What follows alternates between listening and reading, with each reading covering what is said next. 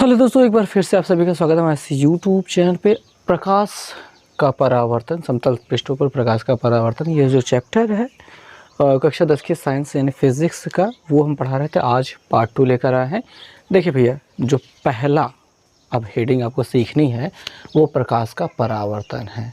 आप इसे परावर्तन अकेले कह सकते हैं, परावर्तन।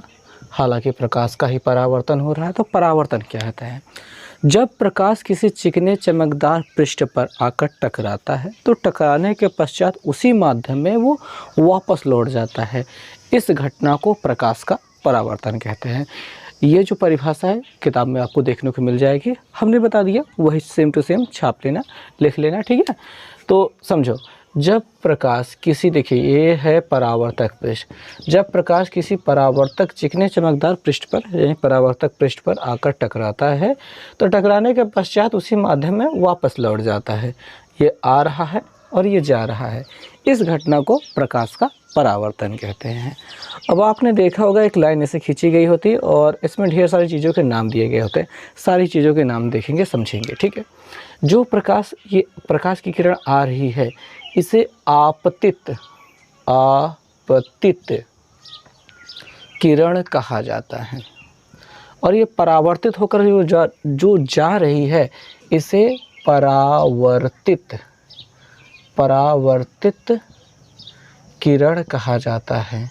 ध्यान देंगे कि किताब में इन सभी के लिए अलग से परिभाषाएं दी गई हैं, लेकिन उन परिभाषाओं को लिखने की इतनी ज़्यादा ज़रूरत नहीं है। जैसे वो दिया गया वो ज़रूरी नहीं है, बस आपको पता होना चाहिए कि जो प्रकाश की किरण आ रही है वो आपतित है, जो टकरा के जा रहा है वो परावर्तित है। ये जो डॉट डॉट खींचा जाता है इसे अभिलंब कहा जाता है। अभिलंब से यहाँ पे देखिए लंब इसमें आ रहा है। लंब का मतलब होता है 90 अंश का कोण बनाने वाला। यह समतल पृष्ठ पर 90 अंश का कोण बना रहा होता है। और ये जो समतल पृष्ठ है इसे परावर्तक पृष्ठ कहा जाता है। कैसा कहा जाता है? परावर्तक पृष्ठ। परावर्तक पृष्ठ कह देते हैं।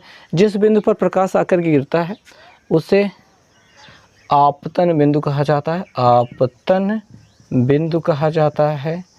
और अब सबसे महत्वपूर्ण बातें अब आ रही हैं।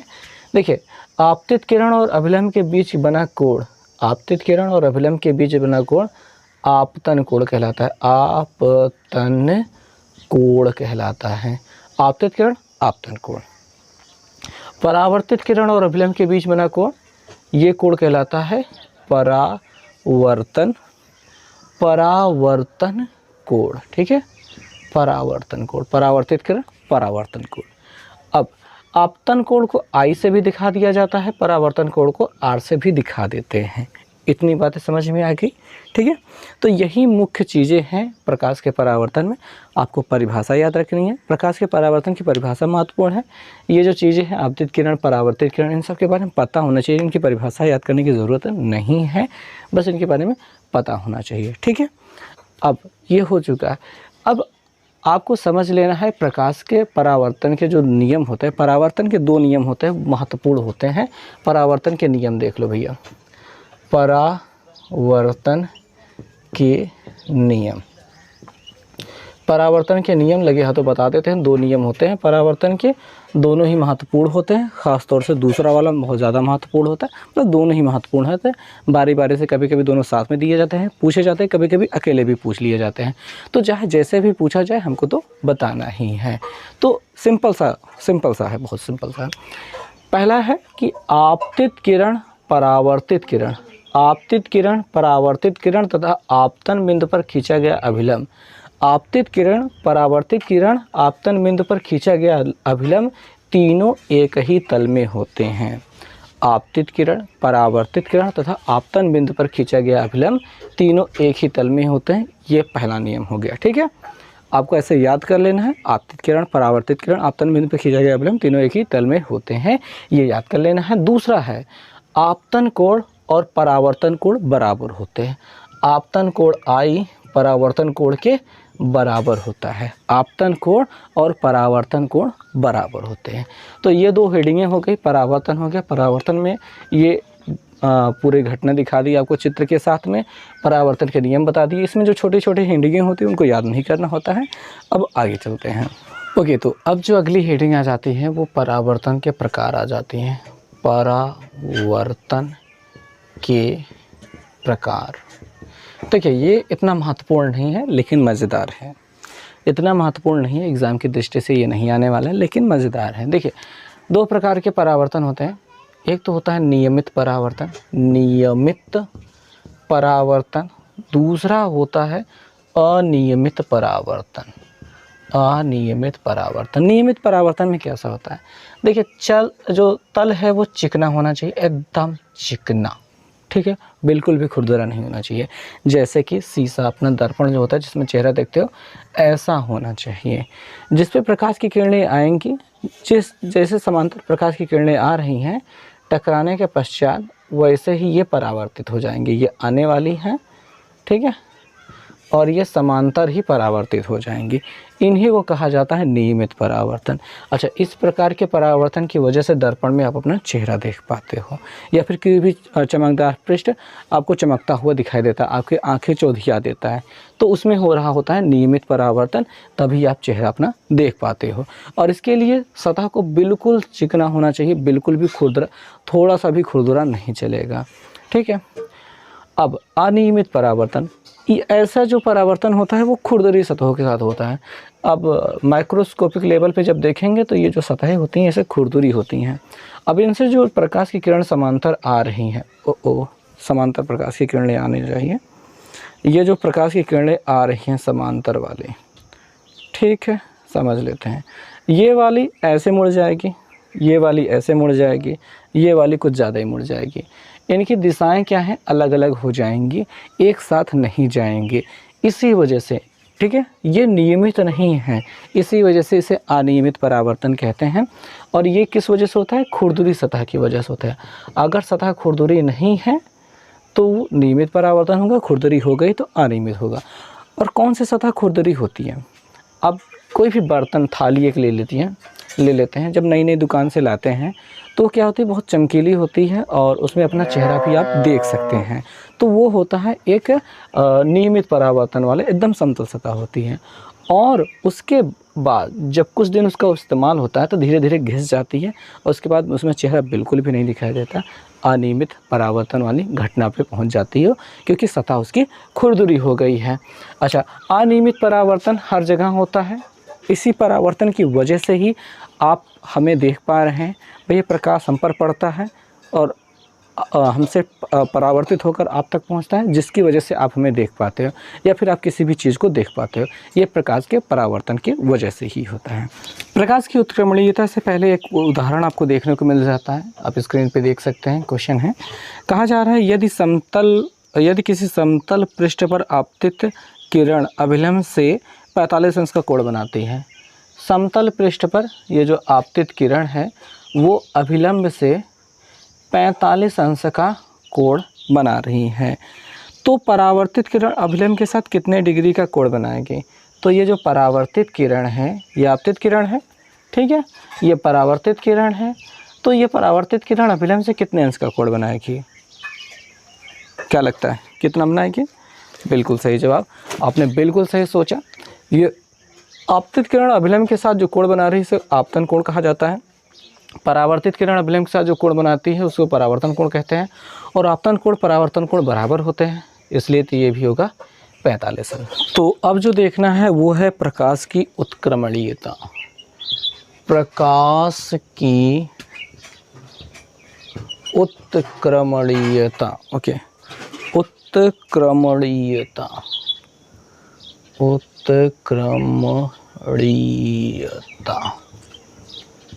ये क्या होता है भैया, समझेंगे। जब प्रकाश की किरण, ठीक है, आ रही है, ये परावर्तक पृष्ठ है, प्रकाश की किरण आई और टकराने के बाद ऐसा निकल गई, ये प्रकाश का परावर्तन हो गया। ये आपतित प्रकाश की किरण, ये परावर्तित प्रकाश की किरण, प्रकाश का परावर्तन हो गया। और अगर यहाँ पे एक समतल दर्पण रख दिया जाए 90 अंश के कोण पे, तो जो प्रकाश की किरण आ रही है ये आप कहाँ जाएगी? इसे सीधे वापस लौट आएगी। तो ऐसी स्थिति में आपको क्या दिखाई देगा? ऐसे दिखाई देगा कि प्रकाश इधर से आ रही है और इधर को जा रही है, यानी अपना रास्ता बदल लेती है, मतलब एक्सचेंज कर लेती है, बहुत ज़्यादा रास्ता नहीं बदलती है, जिस रास्ते से आई है उसी रास्ते से वापस लौट जाती है।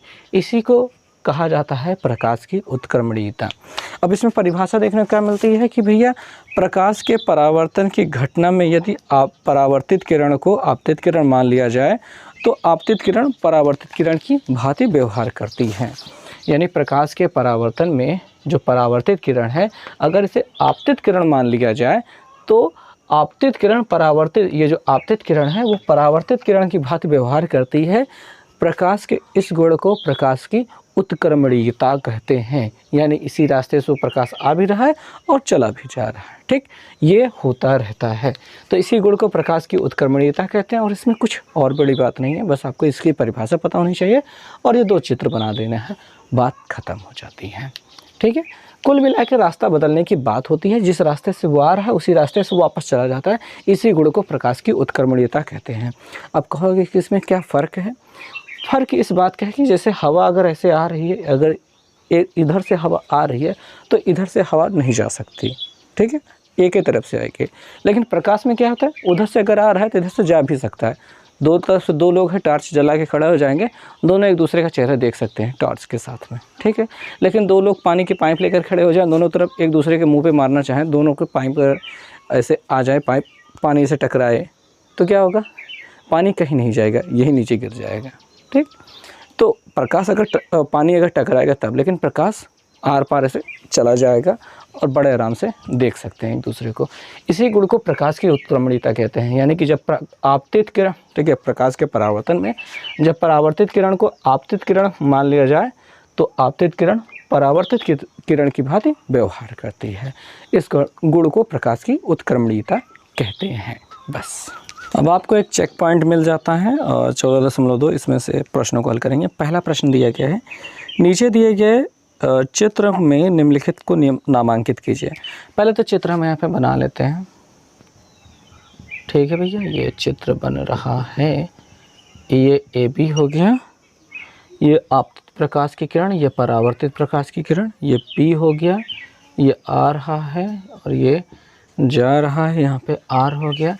एक ठो अभिलंब डाल देते हैं जिसका नाम S है, बस हो गया। तो इसमें जो पूछा गया है, ये पहला क्वेश्चन है, इसमें जो पहला पूछा गया है वो क्या है, वो पूछ रहा है परावर्तक पृष्ठ क्या है। परावर्तक पृष्ठ AB है, तो परावर्तक पृष्ठ कौन है, AB है, ओके। दूसरा वाला क्या पूछा जा रहा है, आपतित किरण, यहाँ पे कोई बिंदु नहीं रखा हमने, Q है यहाँ पे, तो आपतित किरण है PQ, ओके, आपतित किरण है PQ। और तीसरा पूछ रहा है परावर्तित किरण बताइए। तीसरा है परावर्तित किरण। परावर्तित किरण कौन है, QR परावर्तित किरण है।